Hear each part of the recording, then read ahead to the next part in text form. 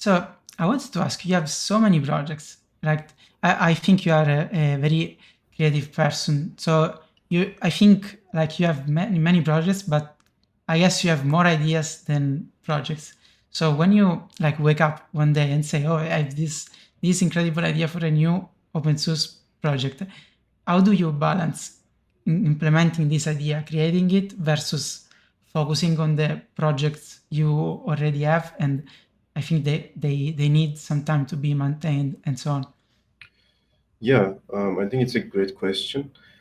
When I have a new idea about creating something, I usually depends on the level of excitement. I either write it down to check it out later, or I just give some time to myself to think about this idea a little bit more. I play around with it, so to speak, and then when I have something concrete in my mind, I first look for the existing stuff, and if those are just if somebody else created what I just want to create, then I just go and use that. And if trying after trying out the tool or the thing, if I see something missing, I I you know I improve my idea upon that, or I transform my idea into something else that I think is exciting, and try to build it. Basically, it takes a lot of thinking, this process, because when you have a new idea, this doesn't happen too much, but it happens sometimes while you're, especially while you're working on something, you realize that there's this thing that I can build because I just need this thing now. So stopped, you just stop and think about the other thing, and sometimes stopping the development for the existing idea is better for building the other thing. For example, I was building GPG2i, GPG2e, and while I was doing that, I needed some tool to generate a changelog, right? I look at the existing tools. There was a couple of ones, but the usage was not really the way that I wanted, I would say. So I was like, I need I need a changelog generator. I just need it for my other project. So let me create a side project called GitCliff, and I just did that in, I don't know, very short time, because it was supposed to be something simple, and pursuing that idea it turns out it's a better thing now, because GitCliff is a bigger project than GPG2e. So yeah, it's it's something that is hard to balance when you have a lot of ideas. But if you have like more excitement for something, or if you think you need something more, then it is better to just switch and take some time to at least implement something working, something small, for that time period, I would say. Yeah, that's right. Yes, yeah. So many successful projects I think started because they were working on something else and they realized that something was missing in their space, and so they created the tool that they were missing. Yeah, you're right. And so this was a question asked from Roy on Twitter, which is a young Rust developer, very capable. So he asked, like, when let's say that you have this idea and you decide that you want to build it. Okay, after a couple of weeks about thinking about it, how do you go from the idea to the implementation, and in general, how do you deal with the unknowns? Um, so I would I always recommend starting small, because when you have ideas, those things can get big really easily. You think about something and you came up with another idea. You think like, let me add this, let me add that, and it is sometimes very overwhelming. But especially if you're starting a new project, So I would say start with the basics, the most known parts, and leave the unknown to the time, and just implement the basic things like the small thing, like a proof of concept, basically. So if you want to create a changelog generator, just parse the Git commits and you know just print them out. And you can think about the other things later. How do you format this? How do you do that? Just give yourself some time before trying to uh, chew something bigger than you cannot chew at the moment. You know, so I would say just start small. Don't push yourself too much to implement everything, and just be patient for those features, I would say. I'm curious, do you usually do a plan? So, for example, if when you started GitCliff, you said, okay, milestone one, I just print the changelog. Milestone two, I think about the formatting. Or is it more a free flow of ideas and work? I think I have a like a basic plan, just a step by step plan, but not very detailed. So first parse the commits, then add some formatting, then support whatever. But I don't overthink it at that stage, because if I do that, it is just really hard to start a new project. You just have to YOLO it sometimes, and just let it flow, I would say. Makes That's what sense. I do, at least. Yes. Also, YOLO is more fun as an approach. Huh. Definitely.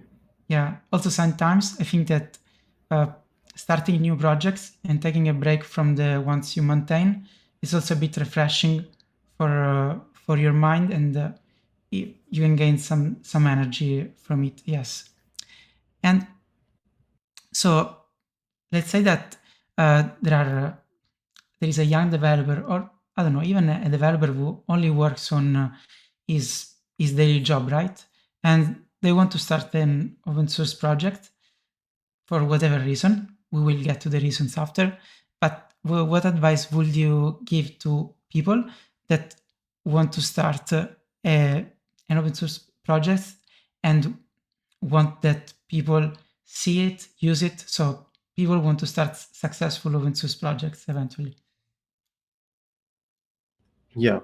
So for for people who want to start an open source project, and if this is your first project, I would say um, sometimes taking some pages from other people's book is a good idea. For example, go look for something similar to what you're building, and take some practices from there.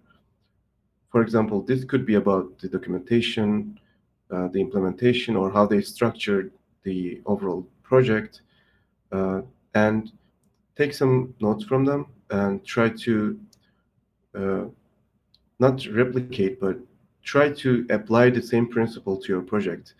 Because the most basic problem that people come across while starting a new project is, how do you structure the project? Where do you put the files? Well, how do you write these modules? How do you do that?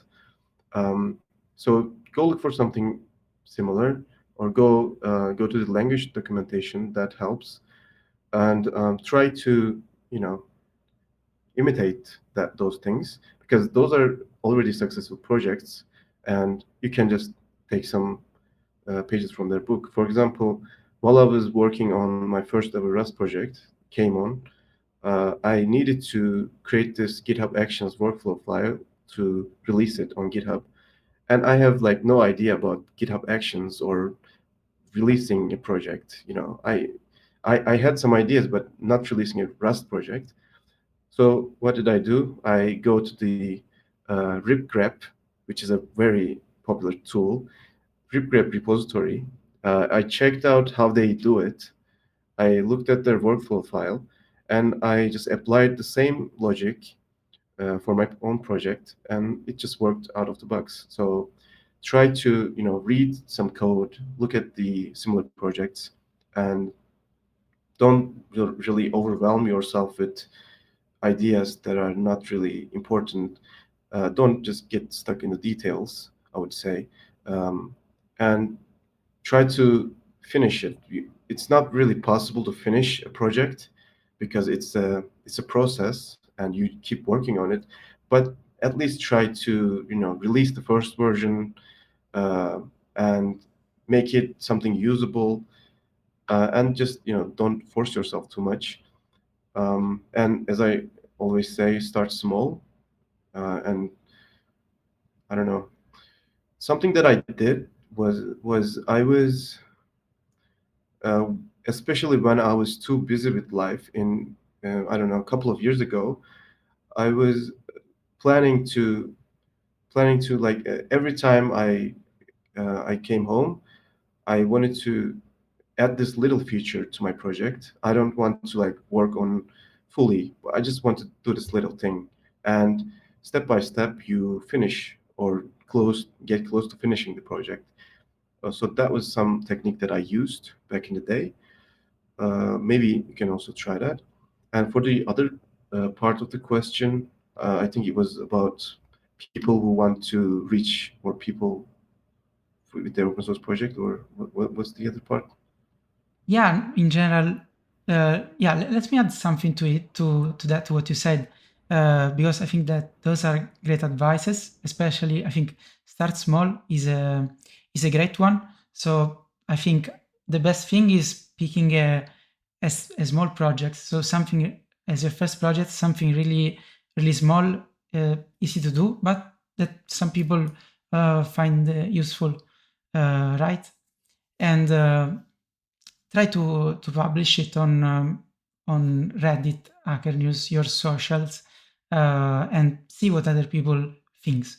If you want, you have an ambitious project, and you can't, and it's not simple to do, right? I don't know. It takes 6 months, for example, to finish. I would say uh, divide it into milestones, as we were saying before, and so start with something that a really simple proof of concept, as you were saying, and start publishing it. See the people feedback, because ask your friend to give you feedback, because like what you think about the project is not what other people think about it.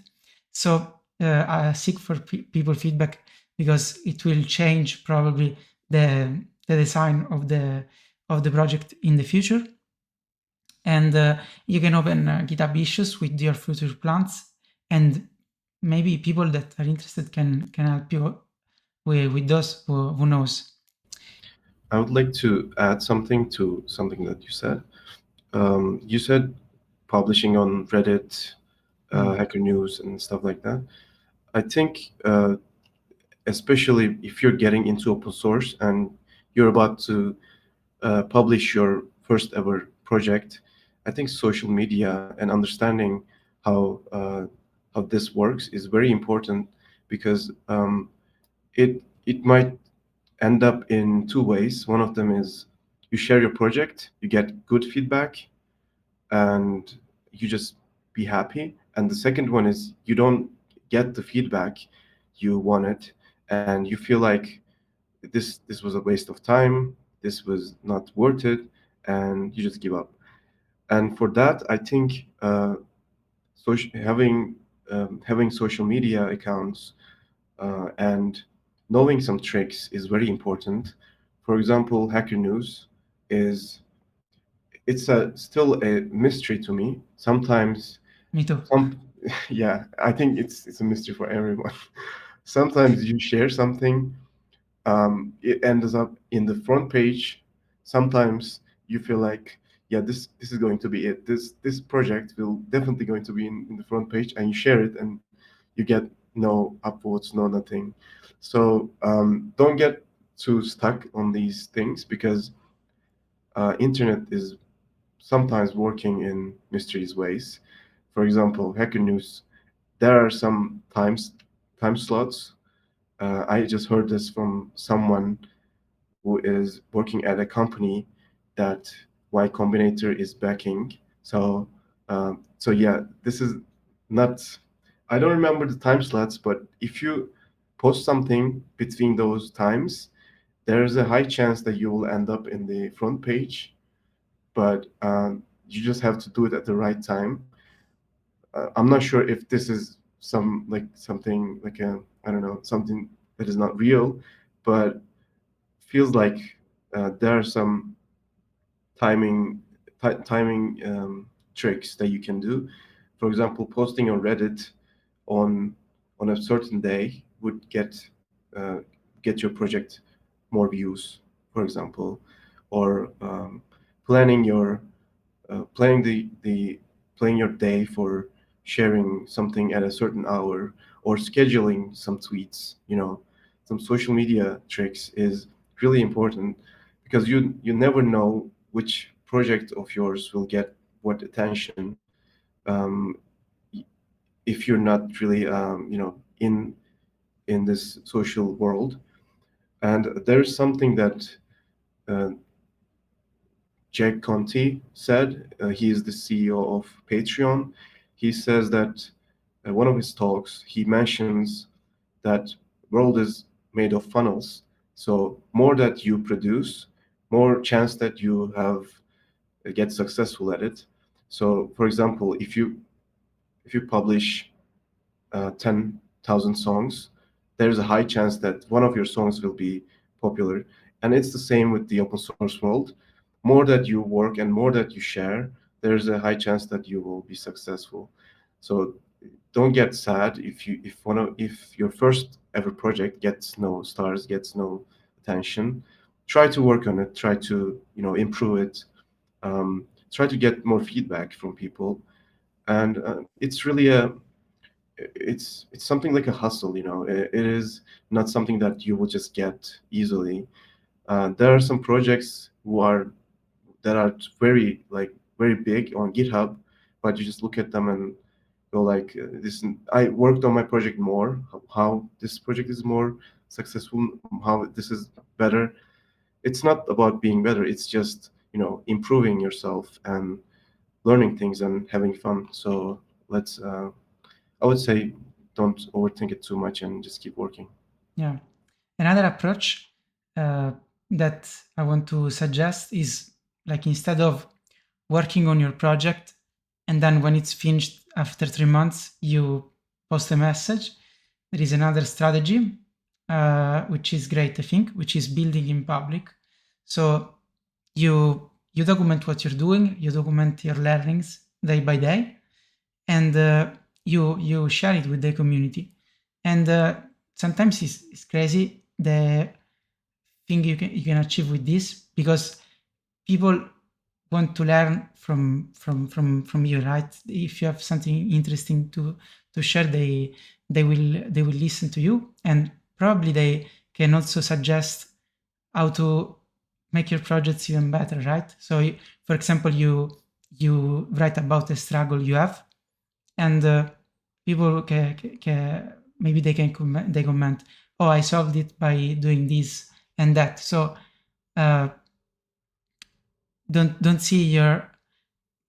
start talking about your project when it's done, but doing also but post while you do it is also a great strategy, I think, to get attention, and also to it's a great thing to share what you learn. Yes. So we can jump at this point at the second part of the question, which is, say that you already have your project, it's working, maybe you finished the 100% of it, but nobody's using it. It has, I don't know, 3 stars on GitHub. How do you make your world aware of your project? As I said, I think using social media is important. Reddit, Twitter, Mastodon, um, I don't know, Blue Sky, Threads, all of these platforms, I was in a point where I really hated using social media, but it is very, very important for getting things out the world. And also, I think this is something. Um, it's not like a very good way to share it, but there are some lists, like awesome Rust projects list, for example, or awesome command line list. There you can just contribute to them, show that you built this project, or you can go to the similar projects and reach out to the maintainers and get some feedback and improve your project upon that. Uh, Release the new version, keep working on it. So yeah, I think finding the right audience for your project is the way to get more people to see what you have built, I would say. Yeah. Maybe you can also talk about your project in public. So, for example, proposing a talk about it on local meetups, online meetups, conferences. So yeah, in general, nobody will share your project. You need to do it. So I mean, it can happen that somebody shares it, but you need to be the first one on the line. Absolutely, yes. And so, apart from starting being more active on social media, uh, what what skills do you think a, a developer who wants to work on open source on his own open source projects needs to have, apart from, of course, from the technical skills?